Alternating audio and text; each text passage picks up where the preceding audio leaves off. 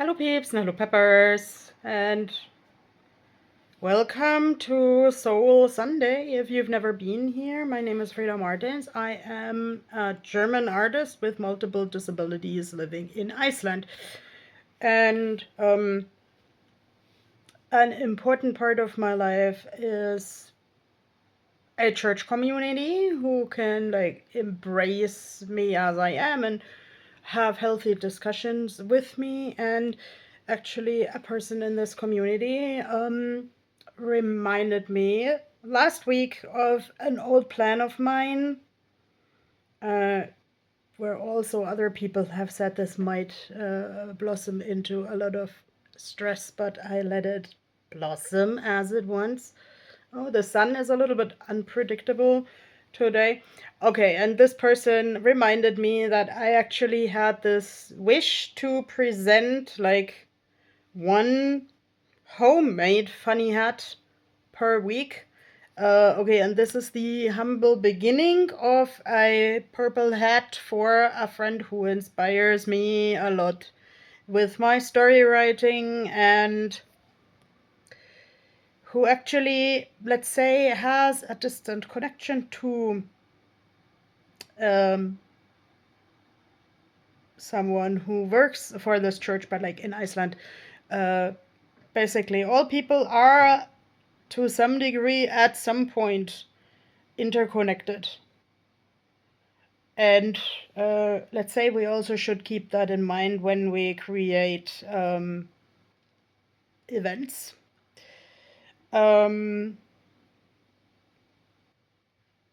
Yes, I know if you don't like the weather in Iceland, wait 5 minutes. But okay, I don't know what to do with the lighting today. But yes, even the biggest journey, such as managing one simple hat per week, even when I have a zillion of other errands, starts with a small step.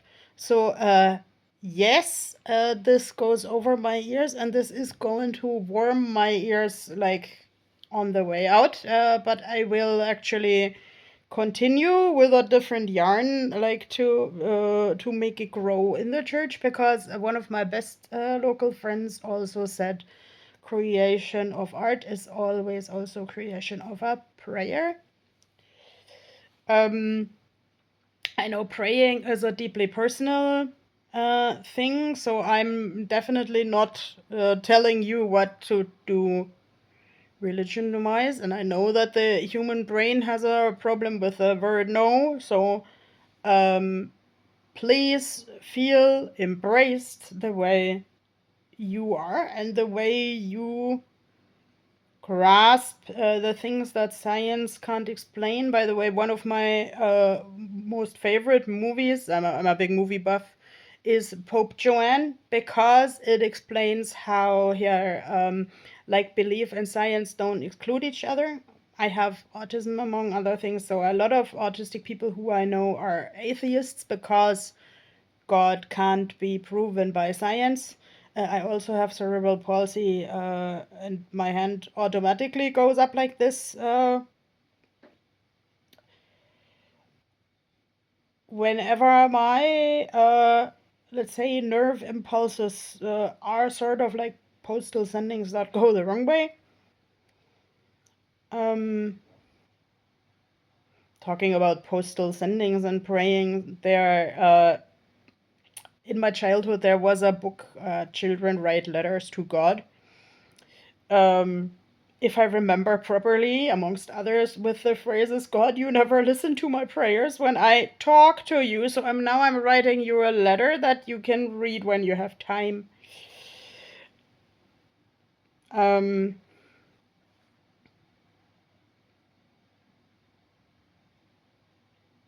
Yes, some religious experiences are also possibly connected to neurological specialties. I have a big interest in Hildegard von Bingen, the nun who talked about like crystal healing and stuff like that, but also doodled and drew things that like Dr. Oliver Sacks the scientist has connected to like the, I don't know, I don't remember if he said auras, but like anyway, things that you may see while having chronic pain. And like the past couple of weeks, when I wanted to fall asleep, I've also listened to a lot of material on the Voynich manuscript. Um, if you've never heard of that,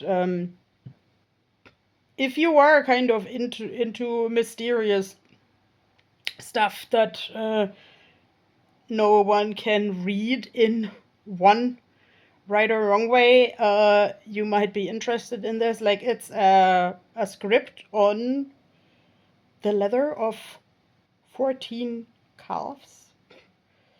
Um, and I really hope the calves go to heaven. Uh, like, let's say, written at a time when paper was not available, and the vellum, the calf skin, was also really expensive. So uh, people assume, and I assume, that nobody made this script just willy-nilly. And but it's like written in a script that no one can read. And like most of the material that I was recommended and that I then listened to actually assumes that you cannot replace one sign in the Voynich manuscript with like precisely a letter of a language that we know. Because like even if you did, there would like something come out of the type like up up up. So it's probably not making words. And like also like the way those thingies are illustrated, um, it could be, yeah, an artwork by someone who has a chronic pain. And like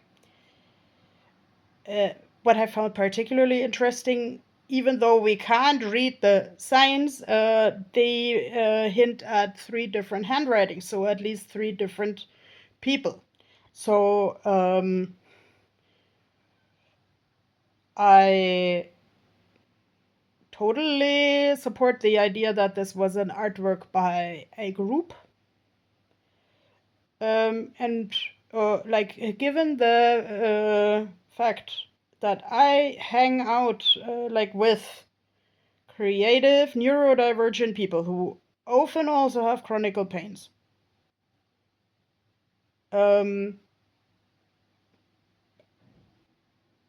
I could totally imagine people like sitting over this really precious writing material and creating something out of their pain, even though it sounds like up to some people 500 years later. But hey, this book, like it's not that big. I saw a replica, and you can actually buy a replica on the internet. And like, let's say one person who talked in the scientific summit says she regularly visits the original, but you can't really randomly open up the original anymore because it's falling apart, because like some of these calf sheets are fold outs.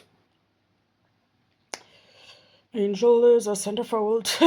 um, yeah, I don't know which angel wrote that, but actually, yes, I would find the sight of this book more exciting than centerfolds. So,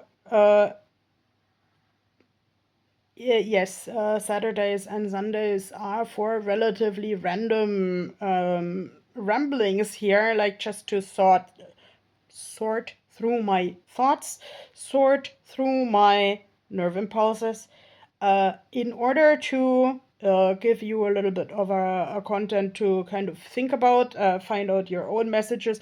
Yes, I deposited my purplish tarot cards in my yarn bag. I actually should take a picture of my yarn bag, because like on Instagram it shows me that all the people like yarn content and making fun of themselves how much yarn they collected.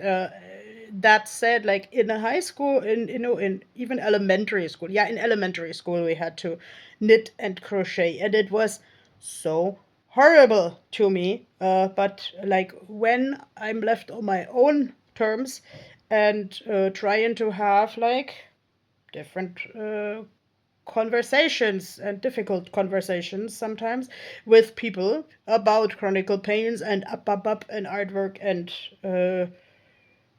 veganism or not veganism, then I actually use this repetitive movement of crocheting to calm myself down. And I think the card of the day today is the Nine of Swords, that is often also connected to panic, to putting oneself into a cage. Like in my two tarot sets, I actually tried to paint an animal in a cage.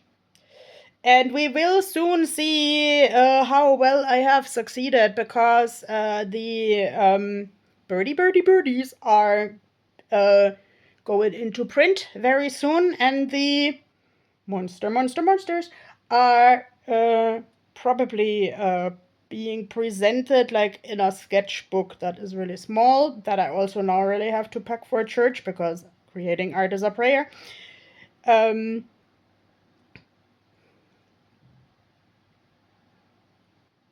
yeah, we'll see this spring, and then you can see for yourself if I have succeeded to make a panicky animal in a cage for a Nine of Swords. But actually, in some decks, the uh, panic is also seen positive, because let's say my friends who support me with my anxiety condition, they say that like fear is a natural response from like 1,000 years ago, when you still had to mind in the forest or something, oh, there is a tiger. And like today, we don't have that many tigers anymore. But here, okay, this is a spiral. So yes, I'm sometimes spiraling. But this person here is also kind of trying to like shoot the birds. And I'm not advocating for shoot the birds, but I'm advocating for like really focus. Like what I take home from this picture is focusing. Focus on one thing that is now important to you, and that is maybe stronger than your fear. So I wish you a wonderful day where you can do something that matters to you. Amen to that. Bye bye.